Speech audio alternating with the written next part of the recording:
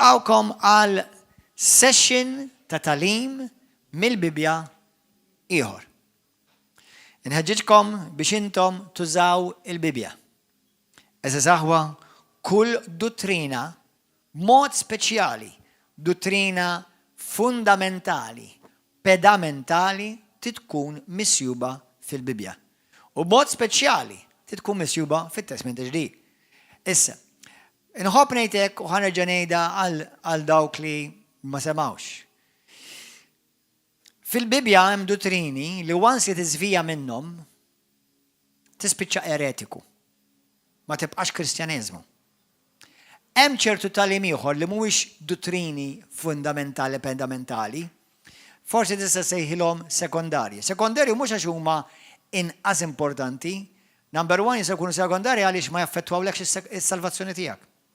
Ġifieri, qed tifhmu ġifieri ma tmisslekx is-salvazzjoni tiegħek, imma dottrina fundamentali tista' tmisslek u taffettwalek is-salvazzjoni tiegħek.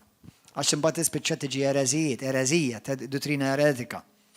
Hemm dottrini fejn jew talim, ħalli ma jgħidux tudrin, forsi ċertu talim, forsi wieħed jista' jarhom mill-lat u l-ieħor jista' jarhom mill-ieħor. Dawk huma affarijiet li inti m'għandekx għalfejn tagħmel gwerra jew kruċjata fuqhom. Għalhekk jiena nħobb ngħid tagħmilx kruċjati fuq ċoċati. Amen? Alleluja. Għaliex il-bniedem kollha kemm aħna qed nikbru u kollha kemm aħna qegħdin f'passaġġ differenti ta' revelazzjoni. Però fuq affarijiet dottrini, pereżempju, jiena m'għandix ħadd jiġi jgħid li isma' jiena Kristjan imma nemmen li nista' mmur il-ġenna anke jekk ma nemminx Ġesu Kristu huwa l-ibn Alla. Dik dottrina pedamentali, dik ma tistax issalva mingħajr ma temmen li Ġesu Kristu huwa l-ibn Alla. Tifhem? Imma jekk jgħid li pereżempju jiena nemmen li pereżempju irrid ngħid it-talba ta' salvazzjoni biex issalva. Jiena nemmen li hemm affarijiet li minnhom ma tistax taħrab bħal Ġesu huwa l-unika triq il-ħajja u l-verità. Ma tistax toltera dik, ma tistax tgħid u hija jekk immur permezz ta' xi reliġjon oħra mhux biżejjed le. Qed tikkontradixxi kliem ċar ta' Ġesu. Dik hija prinċipju Bibliku li ma tistax tikkontradixxi. Qed tifhem?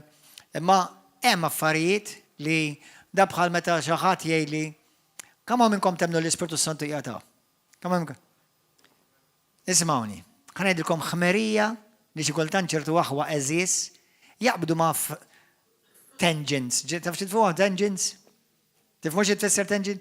Li ma bla sens, jagħmlu kruċjati fuq ċoċjati. Jgħidulek pereżempju, għax mhux skritturali toqgħod tgħid come Holy Spirit, and all right you. Jekk niġu f'da jiena nistek irrid ngħidlek mela titlobx sal-boħra lil mulej għax mulej diġà għalek għandek kollox. Jekk għandek kollox għalfejn ħadd titolbu. Tifhmu? Jiġifieri hemm affarijiet simili li ċertu waħwa m'għandhomx jagħmlu u waqgħu f'ċertu legaliżmu u nemmen il-legaliżmu huwa l-frotta tal-gburija għaliex l-għarfien ineffaħ li mħabba tibni. Sewwa tittoqgħod attent. Rajt biex inti ma taqax f'daw ċertu legaliżmu li tispiċċa minflok tibni tispiċċa tnikket u toħnoq. Għalija nemmen l-Ispiritu Santu qiegħtaw u nemmen li m'għandix għalfejn ngħidlu come Holy Spirit għax kiġi qabli. Imma jekk ngħidha m'intix qed tgħid xi ereżija jew qed tgħid xi dawwa, qed tifhem, apparti li nista' nidħol ħafna iktar fil-fond minn hekk nista' ngħidlek l-Ispiritu Santu veru qiegħed hawnhekk omnipreżenti. Imma iktar ma jsibnies bil-ġuħ u bil-għaġġ iktar ikun hemm intensività l-Ispiritu Santu l-preżenza tiegħu it becomes intensified. As the Holy Spirit is compared to like water, like waves.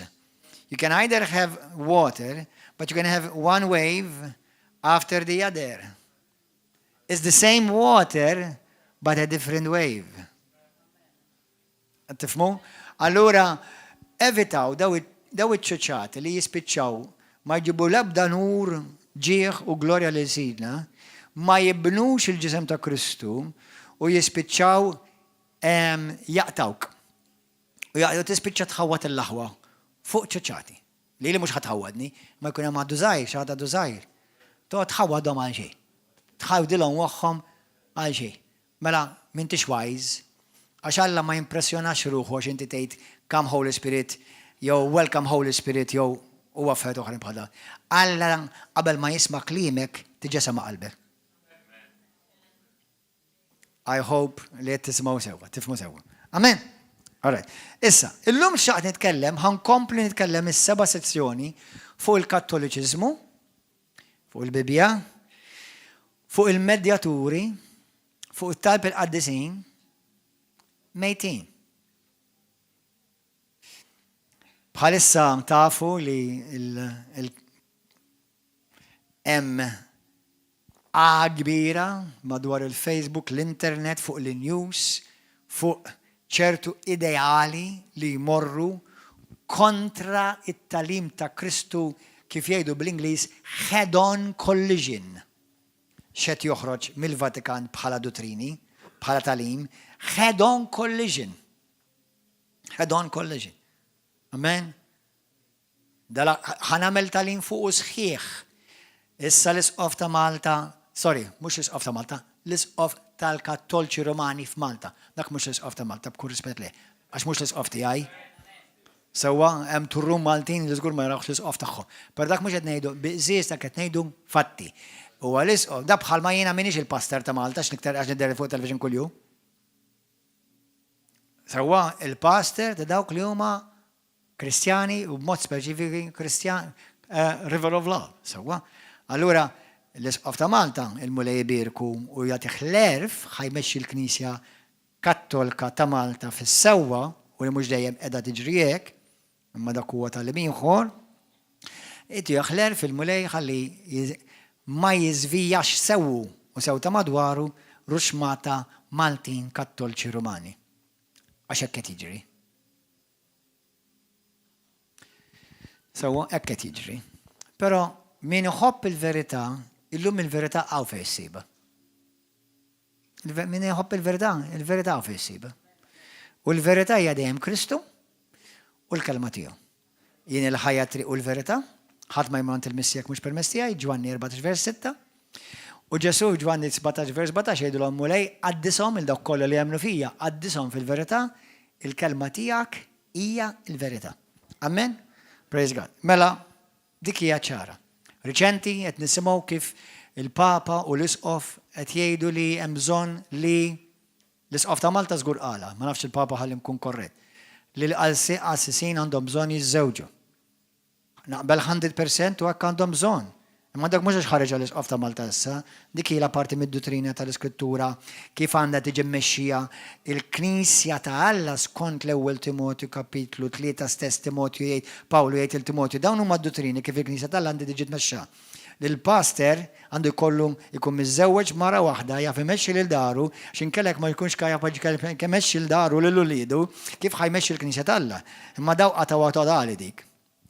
Sewwa dik hija l-verità. L-ewwel Timotju 3 mur studja. Għax dik hija waħda mill-gideb li inti ħafna Kattolċi well-meaning ġew imbella. Allura issek il-Kattolċi saċerdoti jibdew iżżewġu. Jiena ngħidlek jalla tibda tiżżewweġ. Aħjar tiżżewweġ, Pawlu jgħid aħjar tiżżewweġ milli toqgħod tinħaraq fid-dnub. Sewwa l-ewwel Korinti kapitlu 7 morru qraw hekk jgħid. Il-biċċa xogħol hija di għal min għandu għal min kapaċi jara mill-bot. Il-Maltin Kattolċi li jridu jaraw iċ-Alla, jridu jgħodu attenti li ma jmorrux jużaw din issa biex il-qassisin Kattolċi ta' Ruma jibdew iżewġu irġiel marġi. Assis ma' assis ieħor. Għaw xi ħadd għandhom qarwidna waħda. Għax da kollu kombinazzjoni fl-istess zifna u l-istess daqqa ta' meta ħarġet il-bomba mill-Vatikan li ħafna kardinali ħaduha kontra l-Papa u anke Kattolċi ħaduha kontra tiegħu li jgħidulhom tista' tbierek il-koppji tal-istess sejt.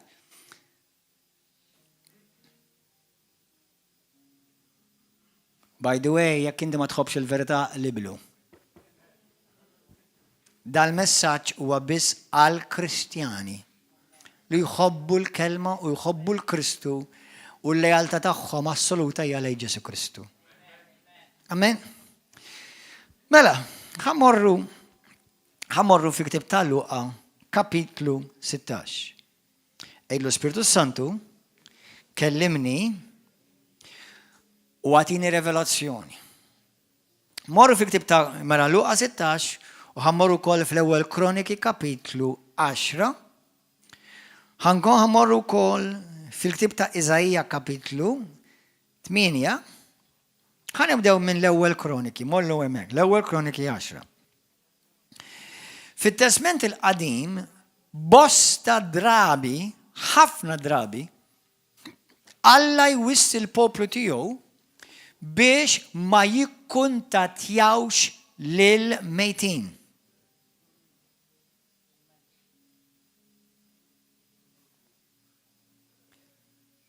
L-iskrittura fit-Testament il-Qadim hija mimlija skritturi talim biex once li l-bniedem, anka l-bniedem li jissejjaħ ta' Alla, ma jipprovax jikkuntattja, jew jitolbu, jew ikantalu, jew jipprova jmur ħdej l-qabar joqgħod ikellmu, jew jgħid itlob għalija joqgħod ikellmu biex jitlob għalih fil-ġenna. Ftakkar li inti m'għandekx garanzija li qiegħed fil-ġenna. Jiġifieri Alla fit-Testament il-Qadim ma naqqas blażana fit-Testament il-ġdid.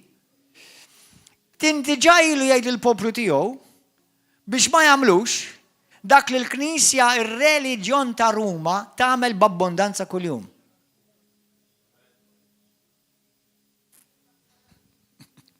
Jikkuntattjaw il-mejtin. Jitolbu lil-mejtin. Jitolbu għal-mejtin. U kontinwament joffendu lill-Alla b'emilhom u biklimhom u bit-talim tagħhom.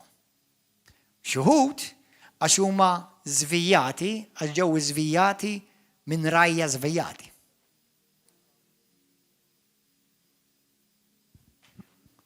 U hija daqshekk pastor x'fija billi titlob il-mejjed. Ftakar li l-pastor u laqqas l-isqof u laqqas il-papa u laqqas l-apostlu u laqqas il-profeta ma jiddeterminawx is-salvazzjoni tiegħek. Imma Alla jiddetermina s-salvazzjoni tiegħek.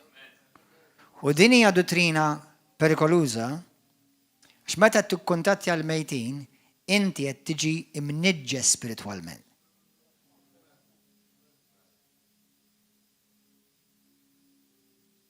Ħanejt xi ħaġa żommu s-siġġu sew. Għal dawk kollu li tismawni hawnhekk li għandhom iħobbu l-verità. Għal dawk kollha tisimgħu fuq-television, fuq YouTube, Facebook, u tħobbu l-verità. Mela pijek ma tħobbux il-verità tal-kelma tal-Alla dan mhux għalik. Inti għammel trid, hemm il-ġungla tista' tgħix skont ir-regoli tal-ġungla. Għal dawk kollha li jixtiequ jgħixu skont ir-regoli tas-saltna din hija għalik. Meta inti qed tikkuntattja il-mejjed anke jekk taħseb li huwa qaddis, u jista' jkun li kien qaddis, jista' jkun jekk kien Kristjan ġenwin huwa qaddis. Inti qed tagħmel prostituzzjoni spiritwali. Qed tmur kontra il-kelma tal-Alla. Jekk inti hawnhekk dawk kollha li jħobbu l-verità biss, imma intom ukoll intom Kristjani. Tgħid li pastor jiena meta kont baby ġejt iddedikat il-Santa Rita. Jiena ġejt iddedikat il-Marija tal-ġebla. Miskina. Jien kont iddedikat il-Giuseppe San Giuseppe Mastodaxxa. Jiena kont iddedikat il-San Ġuda Taddew. Isimgħuni, Maltin u Għawċin, għal dawk li tħobbu l-verità, bimħabba. Jekk inti ġejt iddedikat għal xi patrun jew xi qaddis ta' Ruma, tiġi għandek bżonn tinħeles, għandek bżonn eżorċiżmu. Għandek bżonn tinħeles u tiġi eżorċitat. Ma jiena ma nħoss xejn. Għax għadek ma taf xejn. Għax jekk inti ġejt iddedikat il xi ħadd ieħor ħlief lil Kristu, inti għandek rabta f'ruħek ma' persuna mejta u mhux mal-persuna ġejt marbuta ma l-ispirtu familjari tagħha. Nies fl-esperjenza tiegħi li kienu dedikati lil xi santa, jew xi Madonna, jew xi santu. L-Ispirtu Santu huwa okej. Ma l-Ispirtu Santu huwa Alla, Ġesu huwa Alla, l-Missieru huwa Alla. Sewwa? Fl-esperjenza tiegħi nies li kienu dedikati lil xi qaddis ta' Ruma, magħmula minn Ruma, ħafna minnhom esperjenzajt jien kellhom bżonn jiġu eżorċitati. They had to be delivered. Issa. Deliverance, mhux kulħadd għandu l-istess level ta' deliverance. Mhux kulħadd għandu l-istess level ta' deliverance. Jiddependi kemm kont involut f'dik il-reliġjon pagana, idolatra, prostituta, rumana, jiddependi kemm kont involut. Daqshekk ħajamel differenza x'tip ta' ħelsin deliverance ħajkollok bżonn. Ftakar Pawlu f'Romani 1 jgħid jiena marbut biss ma' Ġesu Kristu. Sekk inti miżżewweġ marbut ma' martek u ma' żewġek, imma dak xorta huwa rabta qaddisa. Pija ma tista' tintrabat ma' ħadd iktar. Tħobb, tonora, tirrispetta, tkun lejali u sservi, that's okay. Dak l-ewwel tagħmlu għal Alla mbagħad tagħmlu għall bniedem. U dak li tagħmel mal-bniedem Ġesu taf xejlek qed tagħmlu miegħi. Imma meta inti qed taqqat ruħek jew il-mami tiegħek għax ma kienx taf jew id-dadi tiegħek u marru l-Knisja u ddedikawk il Sant Antnin, dak li Sant Antnin għandu is probabbli ġi fuqek. Però mhux Sant Antnin. Okay? Jiġifieri number one dawn huma prattiċi, isimgħu wasa, diaboliċi. Mhux biss ħżiena, diaboliċi. Ejli f'liema vers, kapitlu fil-Bibja, Kristu jgħalmek iddedika lil-uliedek jew lilek innifsek xi patrun jew patruna jew xi qaddis. Issa, jekk inti ma tħobbx il-verità, inti jistħoqlok tkun ingannat. Dak jistħoqlok. Ma jekk tħobb il-verità li tħobb int teħilsek. Jekk inti kont iddedikat xi vara, jekk inti kont iddedikat xi kuruna reliġjuża, dawk huma kollha jgħidulhom bl-Ingliż demonic soul ties. Hekk għandhom raġġiera fuqhom. Soul tie tfisser li f'ruħek bej ruħek u dak l-ispirtu hemm għoqda. Jiġifieri hemm demonji attaċċjati minnek għal tul ħajtek sakemm inti tiġi kompletament u totalment iddedikat biss għal Alla. Infakkar il-Kattolċi li jħobbu l-verità li fil-Bibja tgħidlek fil-Ktieb ta' Eżodu 14, fil-Ktieb ta' Eżodu kapitlu 20, u anke fil-Ktieb ta' James kapitlu 5 jgħidlek Alla huwa għajjur u jridek għalih biss. Meta tmur il-ġenna inti, bil-grazzja tal-Alla biss tmur il-ġenna, laħa tadur għal-Marija, laħa tadur għal-Padri Piju, laħa tmur bisilhom idejhom saqajhom għal-qasba tat-tom, il-Kristu ħatmur tilaq.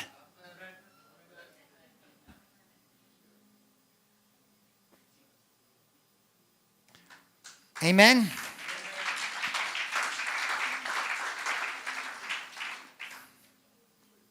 Is-serjetà ngħidilkom, dawn huma prattiċi pagani li meta l-Kristjaneżmu kienet jinxteret madwar l-Imperu Roman li hija l-Ewropa,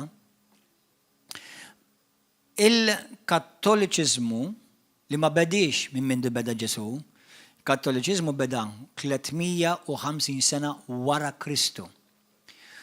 U laqqas li kieku l-Kattoliċiżmu baqa bħalma kien beda fil-375 bejwetu ieħor, kien ikun tajjeb. Ma minn dakinhar law turrum dottrini ġew miżjuda li Ġesu qatt ma ħollhomhom.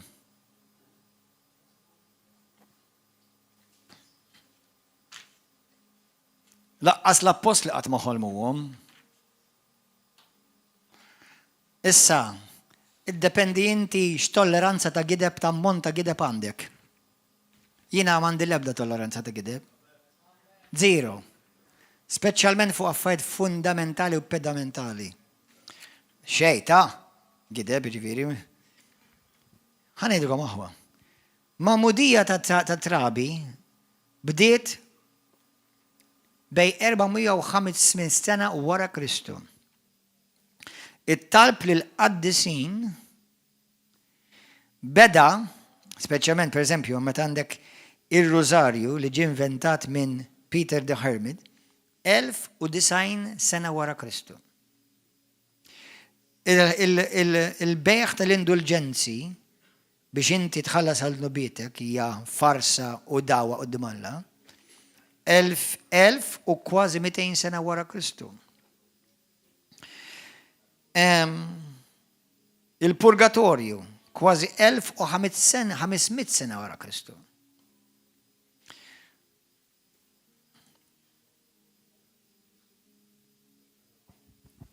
Daw ftit għadnilkom.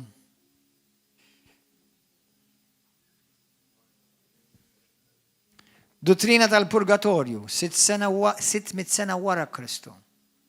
Dottrina tal-purgatorju ma jinstab imkien fil-Bibja, imkien. La msemmi u laqqas mu msemmi fil-prinċipju.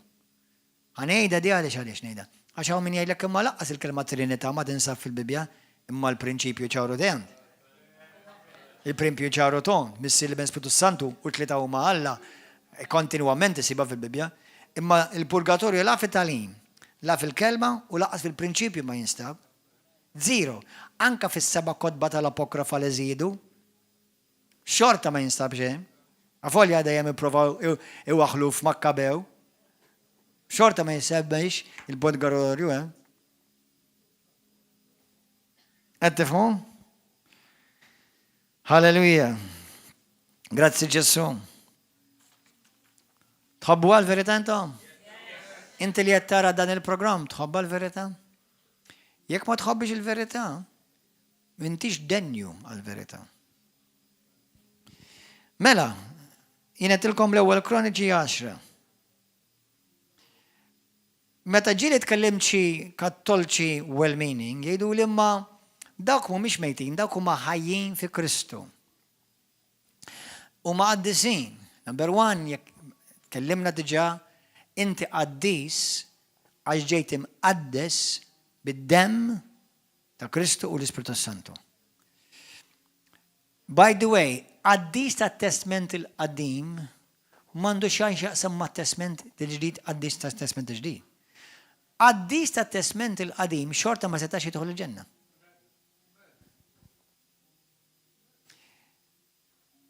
Xaħat għalli, xaħat bat, ta' unek, ma nafx ġedha unek, il-sister, ma xaħu. Miss Felicien. Għalli Pastor Richie, għawndi dil-post, għalli spiegajilna, għax xaħat għal fuq xi Facebook, għal il-Bibja tikkontradixxi li l-nifisa. U nibda nisma' xaħatek, nibda ngħid ħirġin il-baħnanati jismaħħu. Għal basta jgħidu li l-Bibja ma tikkontradixxix. Mela kif fil-Bibja tgħidlek, per eżempju, fil-Ktieb ta' Ġenesi, kapitlu 7, li Alla sab il-Noa bniedem ġust fost il-bnedmin kollha. U mbagħad fil-Ktieb ta' Ġakbu jgħidlek li ħadd mhu ġust qudiem Alla. Li waħda l-verità ġust jew mhux ġust? Ħanidilkom di malajr. Il-kelma ġust hija righteous bl-Ingliż. Però ħanidilkom ħaġa. Ħanidha bl-Ingliż u mbagħad ngħidha bil-Malti. You could have been made righteous in the Old Testament, but still never enter heaven. Did you know that? Kont taf għadin? Stajt kont mamul ġus fit-Testament għal-qadim, u xorta ma tidħolx il-ġenna. Għalix? Xiejt Pawlu? Mela, Isaiah 64, verse 5 u 6. Our righteousness, your righteousness, God says, is like filthy garments. Jiġifieri is-sewwa tagħkom għax il-kelma righteous iktar sabiħa, il-ġustifikazzjoni tagħkom hija bħal ċarruta mniċsa ta' meta mara jkollha l-period u timsaħ il-period tagħha b'dik iċ-ċarruta. Daqshekk l-opri ġusti tagħkom fajnejn Alla taħt it-Testament il-qadim.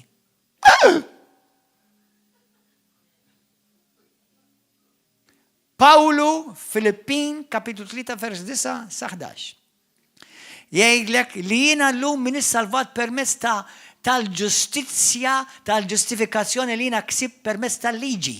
U żammejta kollha l-liġi. U kont l-aħjar wieħed u l-ogħla wieħed fil-liġi. Imma dik il-ġustizzja li ksibt kienet quddiem Alla bħal koko. Pupu. Dak li tiflaxjaħ. Okej, Pawlu. Jgħid issa ma nistax niftaħar bil-ġustizzja tiegħi. Illum biss niftaħar bil-ġustizzja li sibt fi Kristu.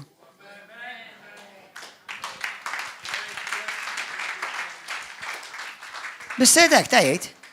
Bis-seta, meta jgħidlek dang, letteralment fisser koko. Bil-bajq fisser vera, ta' Filippi. Biex meta ġaħat jgħidlek, hawnhekk jgħidlek, hawnhekk jgħidlek. Ħanċa peħod dal-passi. Argive how he's going to straighten you up quickly. All glory to Jesus. Ftakru għadi, ċertu nies ma jsaqsux mistoqsijiet għax qed ifittxu l-verità. ċertu nies jifaqsu mistoqsijiet għax minaliju li ħajprovaw jfittxklu. Li ma jfittxkunix. Jina bil-qawwa talla u glorja għal-Alla nagħmlu moqda. Finqas minn 5 minuti. U laqas ikun jafx laqatom. Imma ma nħobbx niftaħar bija nnifsi ħalli l-glorja dejjem joħodha Ġesu. Amen.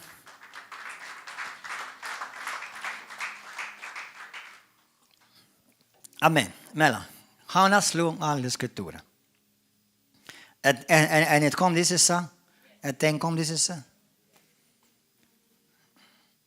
Mela l-ewwel Kroniki kapitlu 10, vers 13 isma'ha.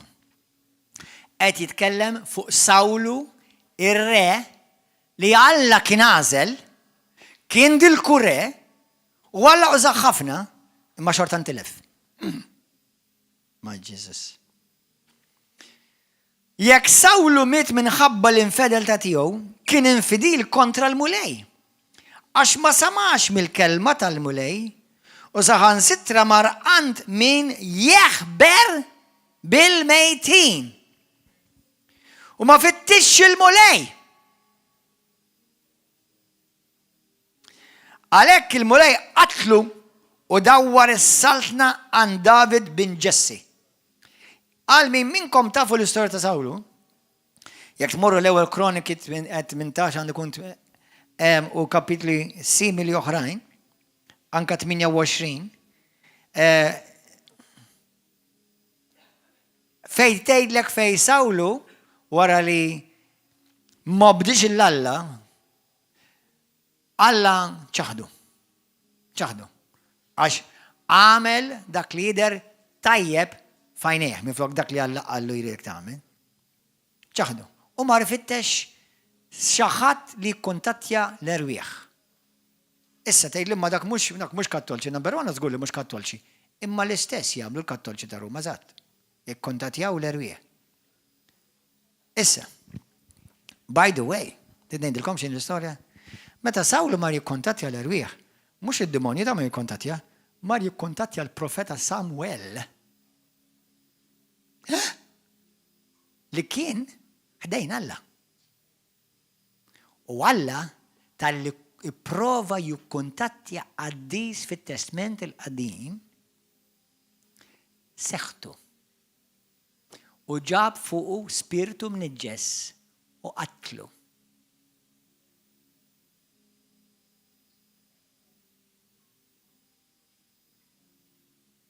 Għal dawk li intom qed tisimgħu u tixtiequ ssalvaw ruħkom, qabel ma tmutu għodu għajtu l-qaddisin kollha ta' il-San Piju, San Pietro, u San Piju u San Piju u l-Santa Teresa u l-Santa Giuditta, għodu għajtu l-għom kollha. Tiġi sew, 8 jġibukom, il-ġenna dritt tidħlu bil-glorja u bl-anġli jgħajtu, u versu. Number 1. Ħanilkom kemm qed tagħmlu ħmerijiet u qed talmu ħmerijiet mexxejja tar-reliġjon ippastardjata ta' Ruma. Ħanilkom qed tagħmlu tagħtini. Number 1 meta aħna nitolbu lil Alla, Jekk hawn 7 biljun ruħ fid-dinja 8, jekk nitolbuh kollha flimkien il-Alla, jista' jismana kollha fl-istess ħin. Taf għaliex? Għax huwa omniscienti, jaf kollox, jaf lil kulħadd. Huwa omnipresenti, ġifieri kull imkien fl-istess post. Huwa omnipotenti, għandu l-qawwa li 7 biljun 8 biljun ruħ jista' jaqdihom kollha fl-istess ħin. Imma lek għaliex huwa jista' jagħmlu dan għax hu bissu Alla. Issa jnaqbdu l-leżżis Kattoliċi ta' Ruma li jitolbu pereżempju il-Padri Pio, l-Italja tilkom huwa number 1 l-iktar famuż fl-Italja. Ġesu huwa number 5. X'ma jkollhomx korruzzjoni u pajjiż sejjer il-baħar imsiekin. Sewwa u kollha jridu jiġu Malta jaħdmu hawn.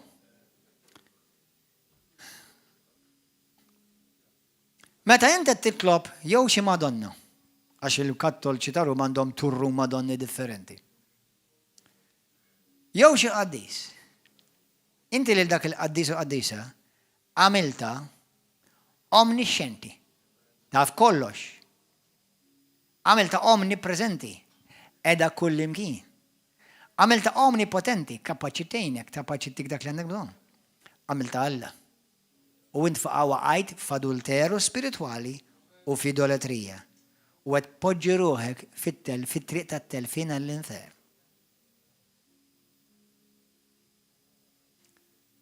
Għan apparti li l-ġesu għed għadawiċu għed ħarta ġawiċu l-ġesu u għed tgħidlu d-dem tijak mux bizzejjed. Mbagħad fil-ktib tal-Lut fejn tgħidlek u intom ikkalpestajtu id-dem ta' Kristu u rfistu fuqu. Mbagħad sajjaħ il-ta' Santa Teresa għas-salvak ta'.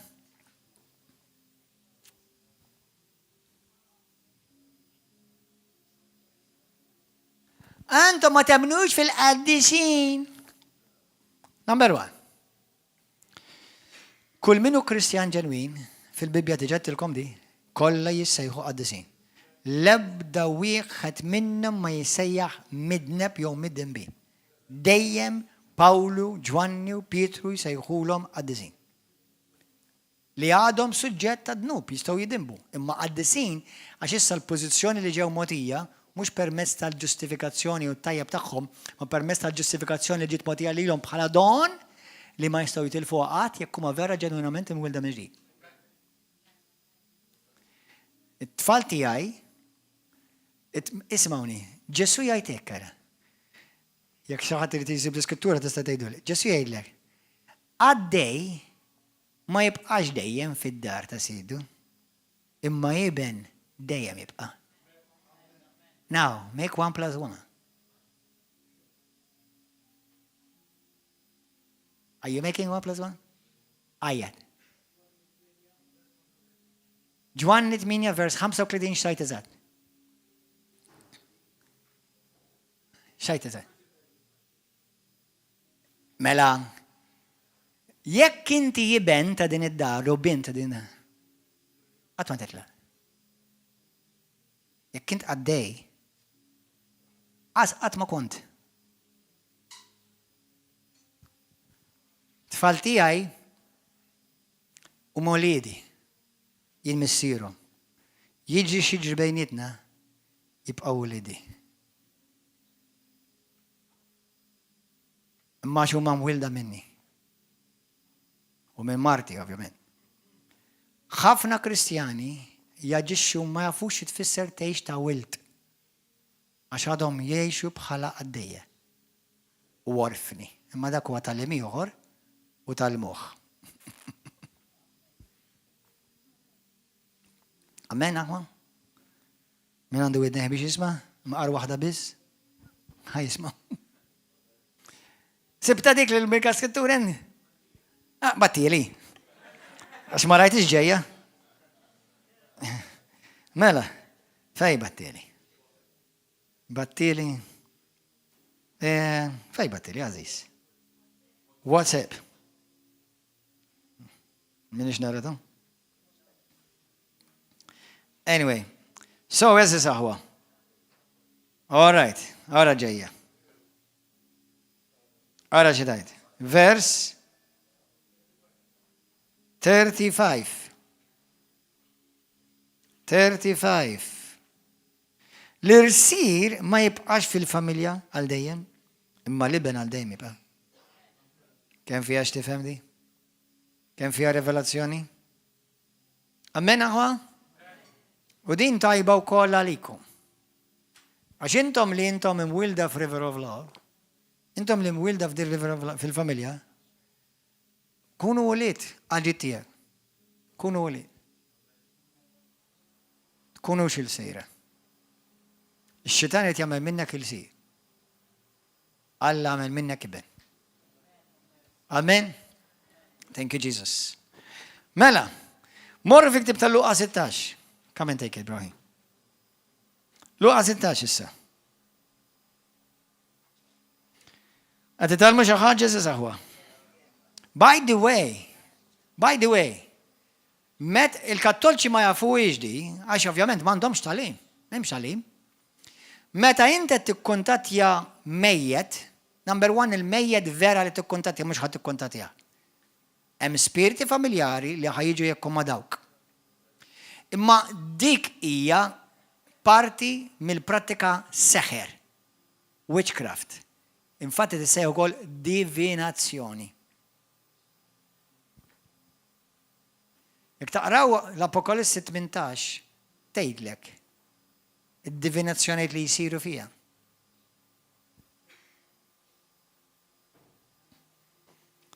Halleluja. Luqa 16 min vers 19. Meta kien hemm raġelani jilbes il-porpra ważel fil-millifjen, lena tiegħu kien li kuljum jagħmel ikla mill-aħjar. U wieħed fqir jismu Lażru li kellu ġismu ġerħa waħda kien imur jixxeħed ħdejn il-bib ta' daru biex xewqa li jiġbab dak li jaqa' mill-mejda tal-għani. Sal-klib kienu jmorru jilaqgħu l-ġrieħ tiegħu. Ġara li l-fqir mietu l-anġli ħaduh fi ħdan Abram. Imbagħad mietu kollani u difnuh.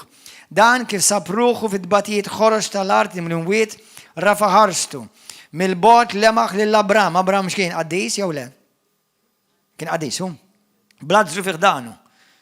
U olla leħnu qallu, Misser Abram, ikollok nina minni. Da minn ġewwa l-infern nipprova jikkontattja hawnhekk lil dak li kien fil-ġenna. Issa hawnhekk essaċ il-ġenna ma kienx miftuħa, dak kien jgħidulu ħdan Abram, da jgħidulu paradise. Sewwa ma kienx għadha miftuħa l-ġenna, ħdan Abram kien il-post ta' stennija qabel ma l-ġenna tinfetaħ. Imma xorta kien post ta' tgawdija. Mister Abram ikollu ħnina minni u ibad il-Lażru jibbil tarf sebaw fil-ilma ħajta fili nixfa li għandi fil-sini. Għax qiegħed ninħaqar wisq b'dan in-nar. Ibni qallu Abram. Isma'wa di, ibni qallu Abram. Għaliex qallu ibni? That was probably kien ludi. Abram kien ludi. Ftakar li tajjeb tiegħek irċivejtu f'ħajtek jekk ukoll Lażru. Il-ħażin irċivih f'ħajtu, imma issa huwa hawnhekk qiegħed jitfarraġ waqt li int qiegħed bati. Barra minn dan hemm void bla qis bejnkom u bejna. Hemm spazju, hemm qasma, hemm firda, ma jistax ikun hemm komunikazzjoni bejn tnejn. Biex min ikun irid jaqsam minn hawn għal għandkom ma jkunx jista' mela fejn komunikazzjoni bejn il-ġenna u l-infern m'hemmx komunikazzjoni żgur.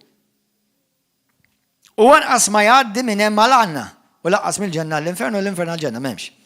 Għallu dak li kien hemm l-infern, mela nitolbok missieri bat f'dar missieri għax għandi 5 taħwa ħalli jagħmlilhom twissija kif biss li ma jmorrux huma wkoll jiġu f'dan il-post ta' tbatijiet ħorox. Xriet mela da biex jibgħat il-Abram li kien qaddis jew il-Lażru li kien qaddis fi ħdan Abram biex jgħid dak li kien fil-ġenna ġenna posta stennija biex jgħid li l-mħajjin fuq din l-art. Seta' jagħmilha? Imma skont ma tista' tagħmilha.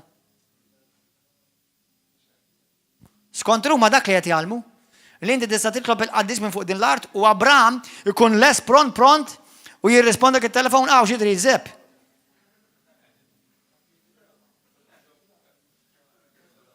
Aħwa. Semaw fjakkizmu. Dan huwa fjakkizmu mir-reliġjon ta' Ruma. Issa, ftakar jgħid titkellem ma' nies li jħobbu l-verità, jekk inti dejjem toffendik, mela mhux għalik, ovvja li mhux għalik. Gideb! Dottrini li niġsuk quddiem Alla. Qed jgħidlek ċar. Dan huwa kliem Kristu jekk jogħġbok ta'. Mhux kliem xi papa isqof jew xi apostoli jew profeta, kliem Ġesu. U taħseb li qed jgħidha ġast biex jgħidha jew għax irid jgħallimna xi ħaġa minna. Allu Abraham għandhom lil Pastor Gordon jekk iridu.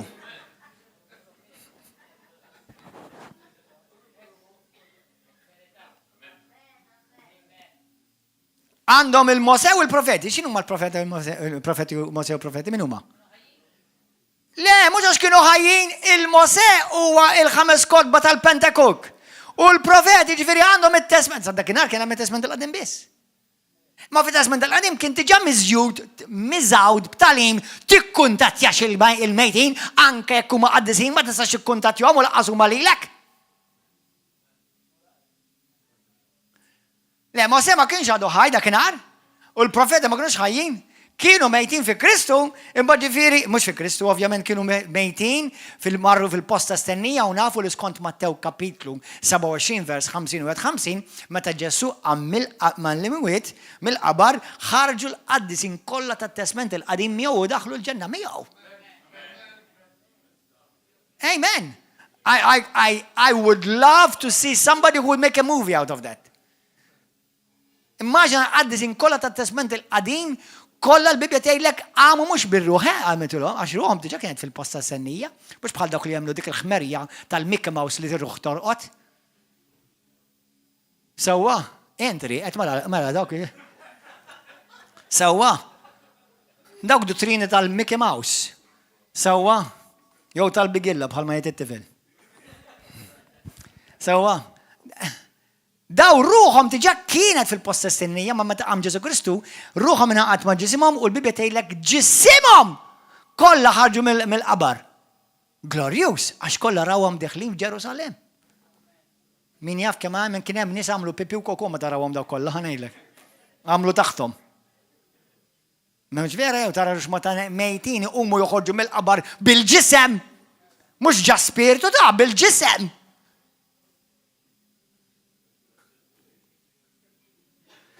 Amen. Halleluja. Allu Abraham għandhom il-Mose u l-profeti, għandhom il-Pentatuk, il-5 kotba ta' Mose u l-profeti. Pratikament dak it-tisment jekk iridu għandhom lilhom, issa llum mhux għandna biss dawk, għandna wkoll it-testament ġdid. Imma anke min ma jaċċettax it-testament ġdid, fuq din id-dottrina wkoll jafu li ma tistax tikkuntattja l-mejtin u laqas il-mejtin ma jistgħu jikkuntattja lilek. Anke jekk ikunu fuq l-ogħla post fil-ġenna ma jistgħux jikkuntattjaw lilek il-ħadd. Ma tistax inti tissaponi li għaxina nitlob, Madre Teresa itlob għalija please idħol għalija qudiem Alla. Number 1, Madre Teresa 1000% laqqas taf li teżisti.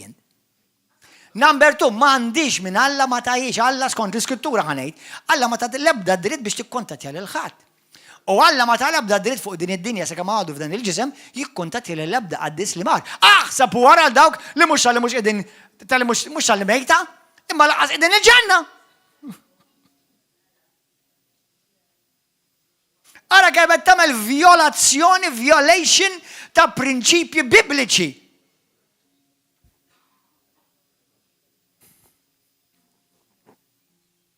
Mhux għalhekk il-Bibja tgħallem li hemm biss medjatur wieħed eżis kattolċi maħbuba minn Alla. Medjatur wieħed mhux 1000 wieħed.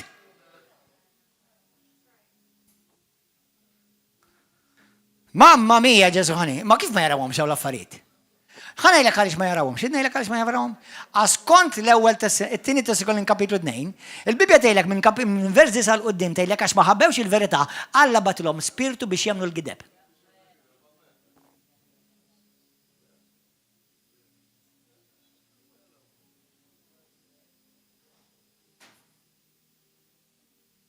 Għalhekk Pawlu jgħid, Kristjani, Efesin kapitlu 1, vers 15-23, jitolbu biex Alla jtikom revelazzjoni ħalli taraw il-verità. ħalli tarfu għal-verità. Ħanilkom jekk intom vera, kun nies kollu li intom tippreżenti idejnaw illum. U daw kollu intom parti minn River of Love. Għadek għastaf kemm min timbierek li rafs il-verità.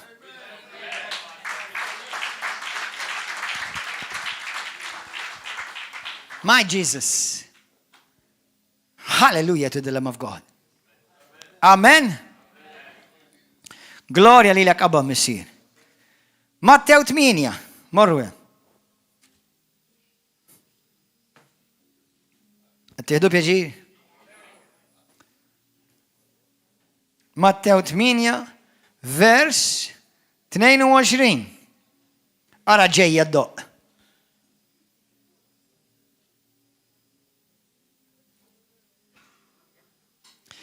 Ġesu jgħidilkom, kattolċi, kristjani, protestanti, ortodossi, imxu warajja. Imxu warajja. U ħallu l-mejtin jidfnu l-mejtin tagħhom. Ħallu dawk li huma mejtin spiritwali imorru jidfnu l-mejtin fiżikali.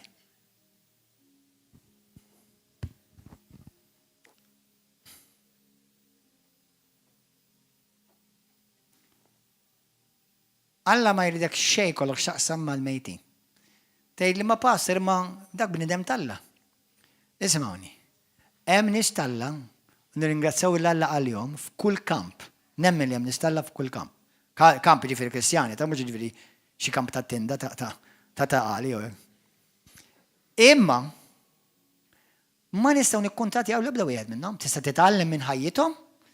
Tista' taqra it-talim tagħhom, jekk hawn il-videos tagħhom tista' tara l-video. Ma mhux jekk immaġinejna aħna nitlob jinnna fil-Billy Graham, għax aħna mhux kattolċi, aħna evanġeliċi, allura nitolbu l-evanġeliku. Hemm is-section tal-evanġeliċi qaddisin evanġeliċi, noqogħdu nitolbu lilhom għax. Billy Graham nemmen li waħdejn Alla. Nemmen li Reinhard Bonnke waħdejn Alla. Nemmen li Kenneth Hagin waħdejn Alla. Nemmen li hemm ħafna nies kbar tal-mulejli u waħdejn Alla. Ma mhux ħammur nitlobhom. Number 1, mhux biżżejjed kellhom xogħol fuq din id-dinja ħantihom ix-xogħol ingessa.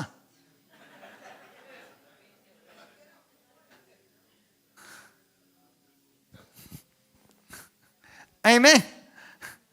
Meta bdejt titkellem ma' dal-Aziz Pastor Henry kemm fih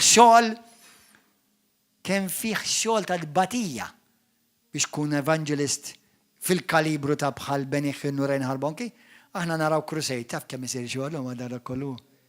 Taf kemm qed ngħidilkom qas toħolmuh ix-xogħol li jsir. Qas toħolmuh.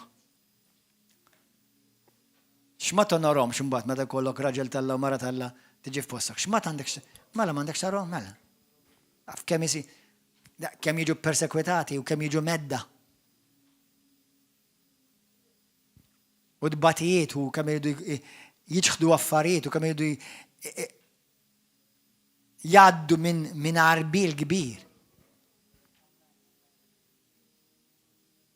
Jesus help us. Hallelujah. Ġesu għala kemm il-darba ħallu l-mejtin mal-mejtin. Ħallihom il-mejtin. Mela kull min miet fiżikament u jgħid ma' Kristu ħallih bi kwi. Kull min hu mejjed u mar dritt l-invern ħallih bi kwi. U għal dawk li intom titolbu jew kontu titolbu xi qaddis illum indmu qed ngħidulkom bis-serjetà indem għax kont qed tagħmel violation ta' ruxmata prinċipji bibliċi. Indem. Għandek il-Alla qed jistennik bħala missier li ta' kweda tiegħu jekk titolbu fis-sem Ġesu jisimek. Ma wedek għall-ebda sem ieħor. M'għandek weda tal-ebda sem ieħor. Amen. Grazzi Ġesu. Ħanarikom skrittura. Morru fl-ewwel Timotju 4. Diridu nkomplu fuq tal-qaddisin. Tal-qaddisin. Isimgħu kattolċi. Isimgħu għażiż ħbieb Maltin u Għawċin. L-Ispiritu jgħidha ċar li fl-aħħar ta' żminijiet xi wħud jitbedu mill-fidi u jibdew jagħtu widen għal spirti, għal riqa u għal talim ta' xjaten. Mela hemm spirti jiġru madwar id-dinja u jindew b'reliġjonijiet. Hemm ovvjament mhux bil-forsi bil-reliġjon biss, ma jindew bir-reliġjoni. L-ewwel Ġwanni 4. L-ewwel Ġwanni 4. Eżis, mhux lil kull xorta ta' spirti għandkom temnu. L-spirti stħarġuhom, qarbluhom biex taraw ikunu ġejjin minn Alla. Kif ħankun naf, pastor? Dal-persuna, dan it-talim, qed waslek iktar viċin lejn Ġesu jew il-bogħod minn Ġesu. Dan it-talim, dan il-messaġġier, dan il-pastor, dan il-qassis, dan is-saċerdot, dan il-papa, dan l-isqof, dan l-apostlu. It-talim tiegħu huwa kliem ta' Ġesu jew qed imurx kontra x'qal Ġesu, avolja jkollu daħka u tbissima fuq fommu. Qed iresqek biex iktar issir taf il-Ġesu jew qed tant qed jagħmellek tfixkil bit-talim li qed iġelek titbijat minn Ġesu. Imbolejt jgħat il-grazzja għal dal-pajjiż, għax ħafna minn nies dat-talim ma jirċivuh qatt f'omorhom kollu u jmutu mingħajr qatt ma rċevew il-verità.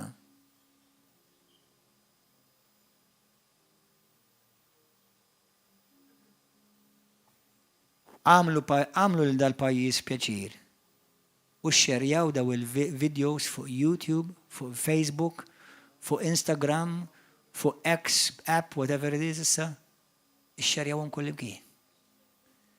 Jekk xi ħadd jgħidlek xi ħaġa tirrispondix, ħalli l-verità titkellem għaliha. Minu denju jirċievi, min mhux denju ħallih jaffeċ. Aħna ma nipritkawx il-kulħadd. Ġesu ma qalx, Ġesu qal ma ġiex għal kulħadd. Ġesu ġib min qal min iħobb il-verità. Amen, għajna tolbu. Baxxi rasek eżiż aħwa. Tkellem mal-mulej xi ħadd illejla jgħidli pastor, dat-talim ma kontx nafu jiena, u lejdek, hawn xi ħadd ma kontx tafu dat-talim. Wow, grazzi Ġesu. Ma ġejtux għal xejn. Ixxerjaw dan talim aħwa. Hemm ħafna iktar skritturi ta' xajtettilkom, imma it's amazing kif itiri l-ħin. Għaw xi ħadd li pastor jien nixtieq nagħti ħajti lil Ġesu, nikkonsagra ħajti lil Ġesu u mhux biss, illum irrid nirrinunċja talim żbaljat ħażin eretiku li jiena kont inħaddan irrid niċħdu dak it-talim eretiku. Amen? U llum irrid nagħti ħajti vera, qalbi vera lil Ġesu. Għax u biss mitalija, u biss xerred demmu għalik, u biss miet u reġar xoxta, u biss. Demmu biss jista' jdaħlek fil-preżenza tal-Alla fil-ġenna. L-ebda demm ieħor, l-ebda isem ieħor, u biss. Daw kollu li għolejtu jdejkom biex tagħtu ħajtkom il-Kristu. Edi talba warajja dit talba s stess. Jekk hawn xi ħadd illejla li lesti tagħmel tirrinunċja t-talim żbaljat li inti rċevejt, forsi ma kontx taf, imma ma kontx taf il-kelma, ma kontx taf xejn Ġesu. Itolbu miegħi, baxxi rasek, u għid dit talba minn qalbek. Ejda biżżejjed li tisma' lilek innifsek, illum issa qaddis. Grazzi ta' ibnek Ġesu. Grazzi tal-kelma tiegħek. Mulej, aħfirli. Għaxina ġixxejt fl-ignoranza u fin-nuqqas tarfin tal-kelma qaddisa tiegħek. Mulej, aħsilni bid-dem prezzjuż tiegħek u imlini bl-Ispiritu Santu. Għatini qalb għalik, mulej. Għatini imħabba f'qalbi għal-verità biex nifraħ fil-verità u ma nħallix il-verità toffendini. Mulej qaddis, aħsilni ħsibijieti, moħħi, ruħi, minn kull talim żbaljat, kull talim eretiku. Fissem Ġesu, illum bil-qawwa ta' Ġesu Kristu, permezz tal-qawwa li tinsab dak id-dem prezzjuż li ġie mixxerd għalija fuq is-salib. U permezz tal-Ispirtu Qaddis tal-Alla, illum jiena niċħad talim żbaljat kontra l-Bibja u talim eretiku li jbedni minn Kristu, talim li minn flok irressaqni lej Kristu ibedni minnu, niċħdu u nirrinunċjaħ issa stess.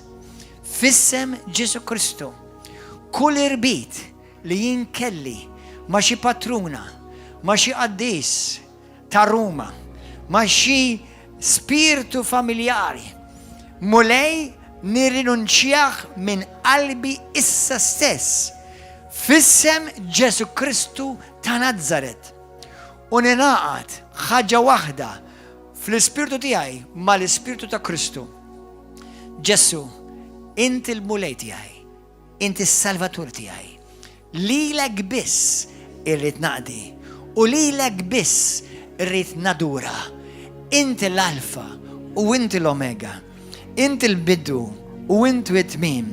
Fik tinsab il-qofol, il-kompletezza ta' divinità sħiħa f'persuna waħda.